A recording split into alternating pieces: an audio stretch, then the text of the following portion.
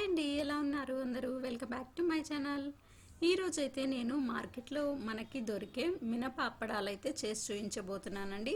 మనం బయట కొనే బదులు ఇంట్లో చాలా హెల్తీగా కానీ మంచిగా క్వాలిటీగా చేసుకోవచ్చండి.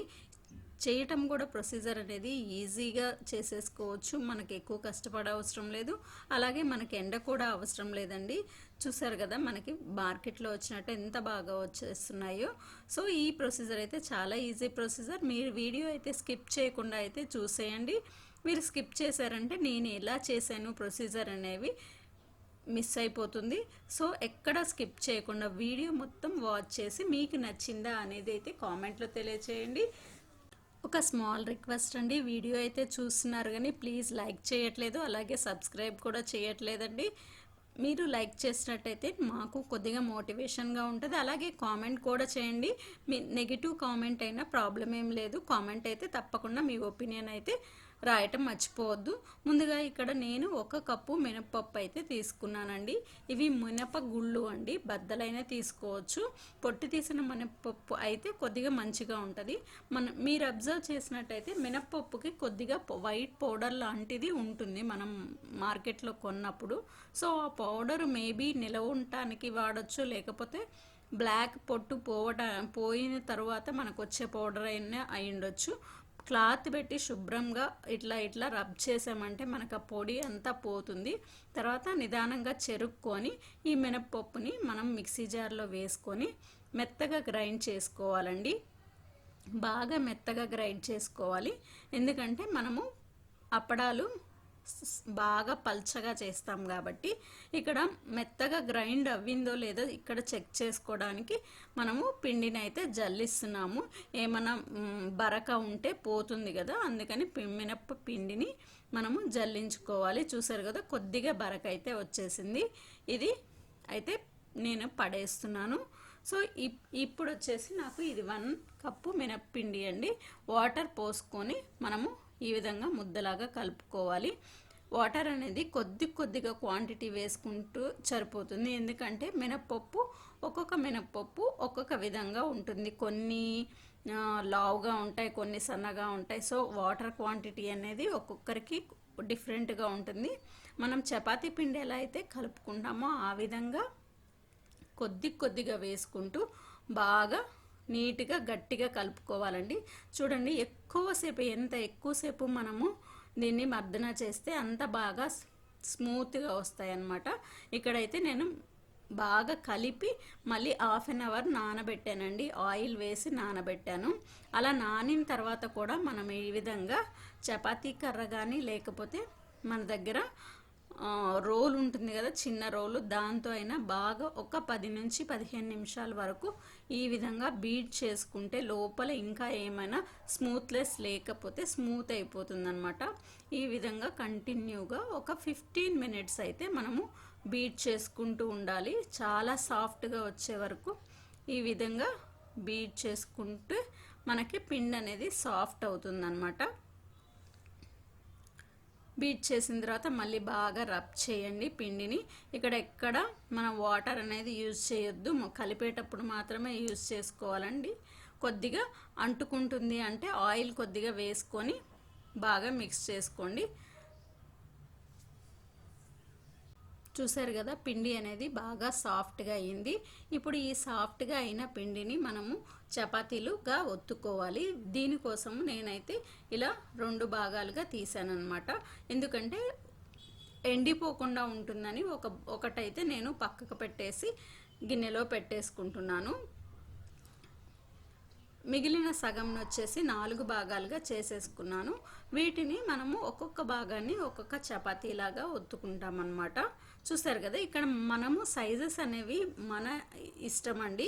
చిన్నగా అయినా చేసుకోవచ్చు, పెద్దగా అయినా చేసేసుకోవచ్చు. నేను ఒకేసారి పెద్ద చపాతీ చేసేసి ఎక్కువ అప్పడాలు ఒక దాంట్లోనే కట్ చేసుకుంటున్నాను అనమాట. అలా కాదు అంటే మీరు చిన్నగా పూరీ లాంటివి చేసుకొని కట్ చేసుకోవచ్చు. నేను ఒకటే పెద్ద ఉండ తీసుకొని చపాతీలాగా ఒత్తుకుంటున్నాను. ఈ చపాతీలాగా ఒత్తుకునేటప్పుడు చాలా పల్చగా చేయాలండి. అంటుకుపోతుంది అనుకుంటే కొద్దిగా పొడిపిండి అయితే చల్లుకొని చపాతీని పల్చగా చేసుకోవాలి. మనకు ఎంత పల్చగా చేస్తే మనకి అప్పడాలు అనేవి అంత బాగా పొంగుతాయి. ఈ చపాతీ మనము ఒత్తుకునేటప్పుడు జనరల్గా మధ్యలో పల్చగా వస్తుంది, ఎడ్జెస్లో అయితే మందంగా వస్తుంది. మనం ఒత్తుకునేటప్పుడు ఎడ్జెస్లో కూడా రబ్ చేసుకుంటూ ఉండాలి, ఎందుకంటే ఎడ్జెస్లో ఎక్కువగా రబ్ చేయం కాబట్టి మందంగా వస్తాయి. ఈ విధంగా చేసుకున్న చపాతీని ఒక మూత కానీ లేకపోతే ఇలా గ్లాస్ కానీ తీసుకొని మనకి ఇష్టం వచ్చిన సైజులో అయితే కట్ చేసుకోండి. నేను చాలా చిన్న సైజు కట్ చేస్తున్నాను, ఎందుకంటే ఎక్కువ ఆయిల్ అయితే వేయవసరం లేదు. ఇంత సైజు అప్పడం అయితే మనకి ఎక్కువ ఆయిల్ పట్టదనమాట. సో ఈ సైజులో అయితే నేను చేసుకుంటున్నాను. ఇది నెంబర్ 3 సైజ్ అండి. కొద్దిగా పెద్ద అప్పడాలు కావాలి అంటే పెద్ద మూత కానీ పెద్ద గ్లాస్ కానీ తీసుకొని ఈ విధంగా ప్రాపర్గా కట్ చేసుకోండి.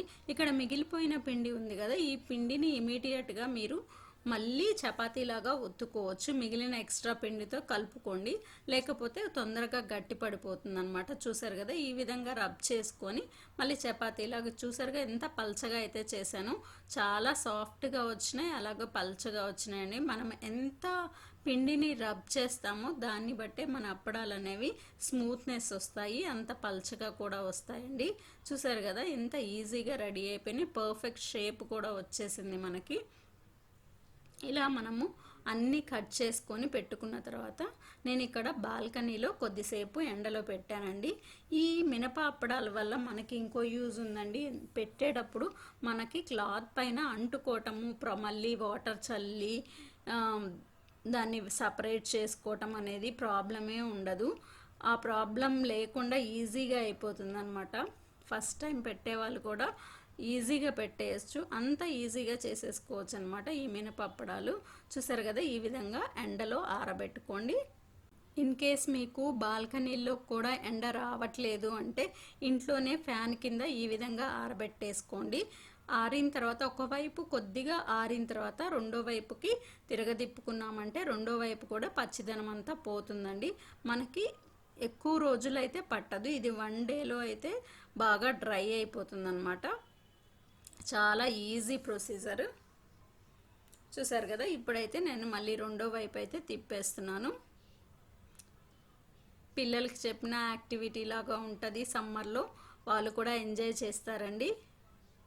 ఇలా మనము సైజెస్ చేయటం కానీ కట్ చేయటం కానీ ఆరబెట్టడం కానీ పిల్లలకి మంచి యాక్టివిటీలా ఉంటుంది. సమ్మర్లో చక్కగా చేసేస్తారు. నేను మా బాబు చేత కూడా చేయించాను అనమాట.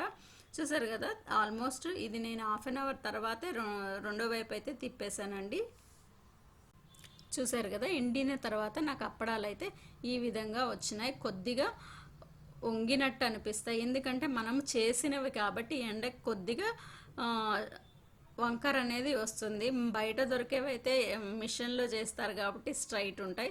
చూసారు కదా, ఈ విధంగా అయితే నాకు అప్పడాలు ఎంత ఫాస్ట్గా రెడీ అయిపోయినాయి, బాగా ఆరిపోయినాయండి. ఇప్పుడు నేను వీటిని మీకు ఆయిల్లో ఫ్రై చేసి చూపిస్తాను. చూడండి ఎంత బాగా వస్తాయి. ఇంట్లో చేసుకుంటే మనకి ఆ తృప్తే వేరు కదండి. ఈ విధంగా నేను అయితే జార్లో స్టోర్ చేసి పెట్టాను. మోస్ట్లీ ఒక 2 months అయితే వస్తాయి. ఓన్లీ 1 కప్పు మినప్పప్పు అయితే యూజ్ చేశాను. చూసారు కదా, ఇక్కడ నాకు అప్పడాలు ఎంత బాగా వచ్చేసినాయి. చూసారు కదా, ఈ మినపప్పడాలు ఎలా ప్రిపేర్ చేయాలి అనేది. ఈ వీడియో మీకు నచ్చినట్టయితే ప్లీజ్ వీడియోని తప్పకుండా లైక్ చేయండి. అలాగే మీ వాల్యుబుల్ కామెంట్ని, పాజిటివ్ అయినా నెగిటివ్ అయినా తప్పకుండా కామెంట్ చేయండి. అలాగే మన ఛానల్లో మరిన్ని వీడియోస్ ఉన్నాయి, అవి కూడా చూసేసి ఛానల్ని సబ్స్క్రైబ్ చేసుకోండి. Thank you so much for watching this video and see you later on.